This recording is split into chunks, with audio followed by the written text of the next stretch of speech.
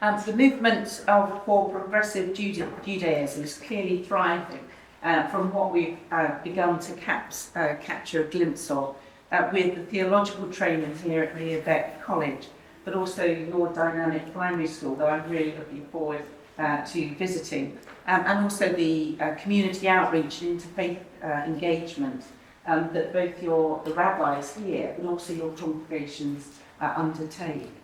It is a privilege for me to be witnessing, in a sense, this extraordinary breadth of educational, theological and community work being done by those who live, work, worship and learn here.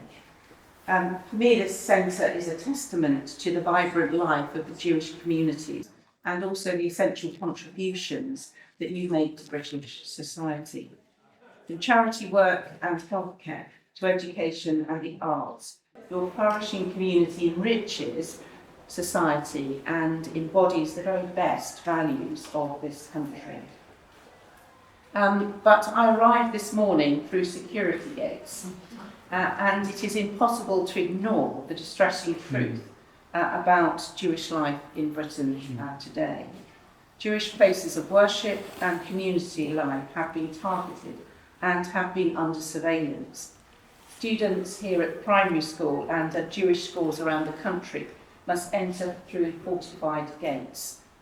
As a parent myself, I cannot imagine how frightening it must be to drop off your children at school and worry about them making it safely home without fear of harassment or attack.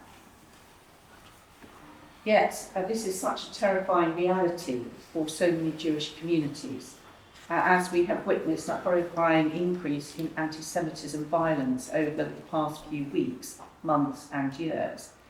It is completely unacceptable that you live this reality day to day. This is not a problem for the Jewish community to solve.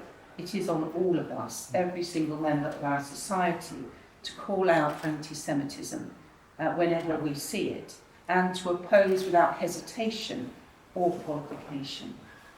For the Church of England, such solidarity also must mean action, as well as words. We are committed to serve the whole nation by working together to tackle hatred in all its forms, knowing that violence against one group wounds us all. I am convinced that our nation's schools, colleges and universities are at the forefront of countering religious intolerance. They can be shining examples of mutual flourishing. They can foster sensitivity and religious understanding.